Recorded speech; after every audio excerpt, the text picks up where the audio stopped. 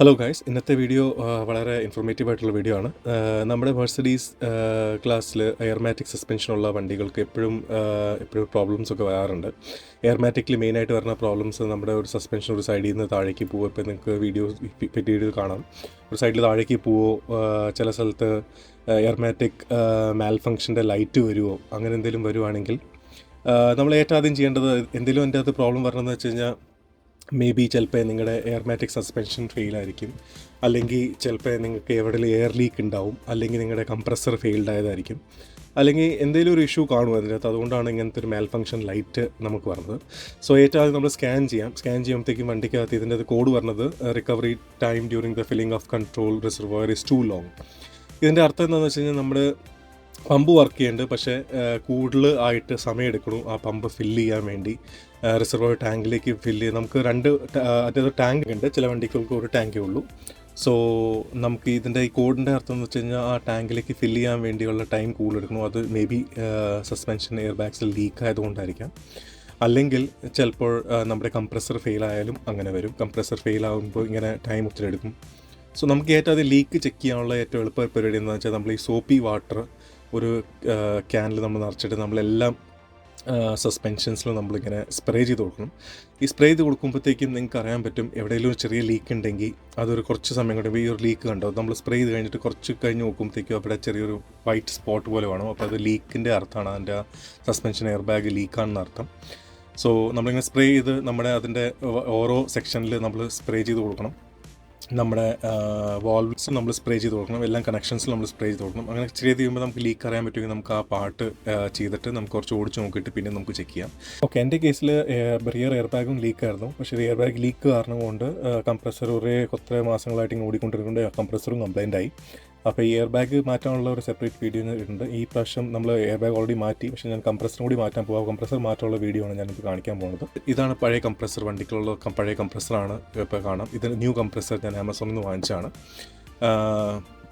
ഒത്തിരി വിലയില്ല ഈ സാധനത്തിന്. നമുക്ക് ഇപ്പോൾ കനേഡിയൻ ഡോളേഴ്സ് ആണെങ്കിൽ $200 ആണ് വരുന്നത്. ഒരു 10,000 അല്ലെങ്കിൽ 12,000 ഇന്ത്യൻ മണി വരും. കംപ്രസർ ചേഞ്ച് ചെയ്യാൻ വളരെ എളുപ്പമാണ്. നമ്മൾ വണ്ടി ആദ്യം ജാക്ക് ചെയ്യുക, നമ്മൾ ടയറൊന്നും ഊറേണ്ട ആവശ്യമില്ല.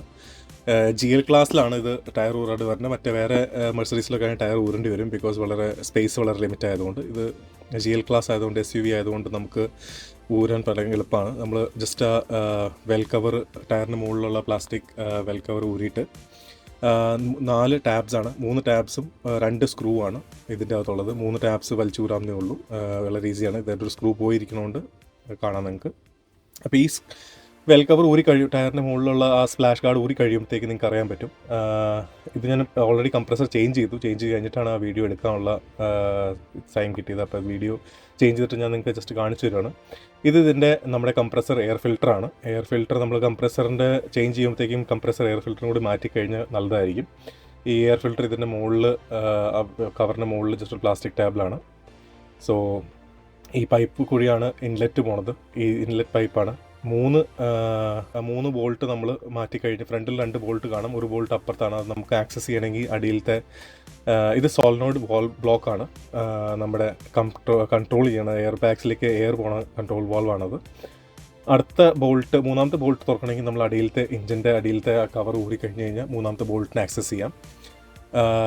ഇപ്പം നിങ്ങൾക്ക് കാണാം, 3ാമത്തെ ബോൾട്ട് ഇതാണ്. 2 ബോൾട്ട് ഫ്രണ്ടിൽ ഞാൻ ഓൾറെഡി കാണിച്ചു. ഈ 2 ബോൾട്ടും ആ 3 ബോൾട്ടും തുറന്നു കഴിഞ്ഞാൽ നമുക്ക് ഈ കംപ്രസർ താഴേക്ക് പോരി നമുക്ക് വലിച്ചൂരാവുന്നേ ഉള്ളൂ. ഈ നമ്മൾ ഷീൽഡ് താഴത്തെ ബെഞ്ചിന് അടിയിൽ ചെയ്യണ ഷീൽഡ് അങ്ങ് മാറ്റി കഴിയുമ്പോഴത്തേക്ക് നിങ്ങൾക്ക് ഈ 3 ബോൾട്ടും കാണാം. പിന്നെ ഒരു പൈപ്പ് ലൈൻ ഉണ്ട്, നേരെ സോളിനോഡിലേക്ക് പോണത്, ബ്ലോക്കിലേക്ക് പോണ പൈപ്പ് ലൈൻ, ഈ എയർലൈൻ ഉണ്ട്. ആ എയർലൈനും ഊരണം. പ്ലസ് 2 കണക്ടേഴ്സ് ഉണ്ട് ഇതിൻ്റെ അകത്ത്. ആ 2 കണക്ടേഴ്സ് ഊരി കഴിഞ്ഞ് ഈ 3 ബോൾട്ട് ഊരി എയർലൈൻ ഊരി കഴിഞ്ഞാൽ നമുക്ക് ഈ കംപ്രസർ താഴേക്ക് വരും. വലിച്ച് നമുക്ക് താഴേക്ക് ജസ്റ്റ് പ്ലേസ് ചെയ്യാവുന്നേ ഉള്ളൂ. ഇച്ചിരി ഹെവിയാണ്, കുറച്ച് കൂടുതൽ നമ്മൾ ബോൾട്ട് ഊരി കഴിയുമ്പോഴത്തേക്ക് ജസ്റ്റ് സപ്പോർട്ട് കൊടുത്തിട്ട് താഴേക്ക് നേരെ പോരും. ആ സെയിം രീതിയിൽ തന്നെ നമ്മൾ പുതിയ കംപ്രസർ കയറ്റി വെച്ച് 3 ബോൾട്ട് ടൈറ്റ് ചെയ്ത് 2 കണക്ടേഴ്സും എയർലൈൻ കൂടി ചെയ്ത് കഴിഞ്ഞാൽ നമുക്ക് ചെയ്യാവുന്നേ ഉള്ളൂ. പിന്നെ ഒരു കാര്യം ശ്രദ്ധിക്കേണ്ടതെന്ന് വെച്ചാൽ, നമ്മൾ സപ്പോർട്ട് കൊടുക്കണം. എന്തുകൊണ്ടാണെന്ന് വെച്ച് കഴിഞ്ഞാൽ, ചിലപ്പോൾ നമ്മൾ ഇത് ഊരുമ്പോഴത്തേക്കും നമുക്ക് പ്രോബ്ലം എന്താ പറഞ്ഞതെന്ന് വെച്ച് കഴിഞ്ഞാൽ, നമ്മുടെ എയർ ബാഗിൽ നിന്ന് ചിലപ്പോൾ എയർ ലീക്കായി വണ്ടി ഒരു സൈഡിലേക്ക് ചെരിഞ്ഞു പോകും, അല്ലെങ്കിൽ 4 എയർ ബാഗിൽ നിന്നും എയർ വെളിയിലേക്ക് തള്ളി പോരുകയും ചെയ്യും. അപ്പോൾ ആ സമയത്ത് സേഫ്റ്റിക്ക് വേണ്ടിയാണ് നമ്മൾ ജസ്റ്റ് ഈ ജാക്കായിട്ട് സപ്പോർട്ട് ചെയ്യണത്. മേക്ക് ഷുവർ നമ്മുടെ 2 അറ്റ്ലീസ്റ്റ് ഫ്രണ്ട് 2 സൈഡും ജാക്ക്ഡ് ആയിരിക്കണം. സോ വളരെ എളുപ്പം പ്രൊസീജിയറാണ്, നമുക്ക് സ്വന്തമായിട്ട് ചെയ്യാവുന്നുള്ളൂ, വീട്ടിൽ നിന്ന് ചെയ്യാവുന്നേ ഉള്ളൂ. അപ്പോൾ അത് ചെയ്ത് കഴിയുമ്പോഴത്തേക്കും നമ്മുടെ മാൽ ഫംഗ്ഷൻ ലൈറ്റ് ഓട്ടോമാറ്റിക്കലി മാറും. മാൽ ഫംഗ്ഷൻ ലൈറ്റ് ചെയ്യാൻ വേണ്ടി നമുക്ക് സ്കാൻ ടൂൾ ഉപയോഗിച്ചിട്ട് നമുക്ക് ആ കോഡ് ക്ലിയർ ചെയ്യാവുന്നേ ഉള്ളൂ. ആ കോഡ് ക്ലിയർ ചെയ്ത് കഴിഞ്ഞാൽ നമുക്ക് വണ്ടി നോർമലായിട്ട് പോകാവുന്നേ ഉള്ളൂ. ഇൻ കേസ് നമുക്ക് കാലിബ്രേഷൻ്റെ ആവശ്യം വന്നു കഴിഞ്ഞാൽ ഞാൻ വേറൊരു വീഡിയോ ഓൾറെഡി ചെയ്തിട്ടുണ്ട്, എങ്ങനെയാണ് നമ്മൾ മെർസിഡീസ് കാലിബ്രേറ്റ് ചെയ്യണത്. ആ വീഡിയോയുടെ ലിങ്ക് ഞാൻ സൈഡിൽ കൊടുത്തിട്ടുണ്ട്, അത് നിങ്ങൾക്ക് ക്ലിക്ക് ചെയ്ത് നിങ്ങൾക്ക് അറിയാൻ പറ്റും കാലിബ്രേറ്റ് എങ്ങനെ ചെയ്യണമെന്ന്.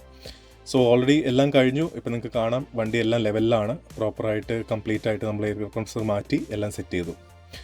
Okay guys, thank you so much for watching. അപ്പോൾ സബ്സ്ക്രൈബ് ചെയ്യാൻ, ലൈക്ക് ചെയ്യാനും മറക്കല്ല് ഇനി നല്ല വീഡിയോസ് കാണാൻ വേണ്ടി. Thank you.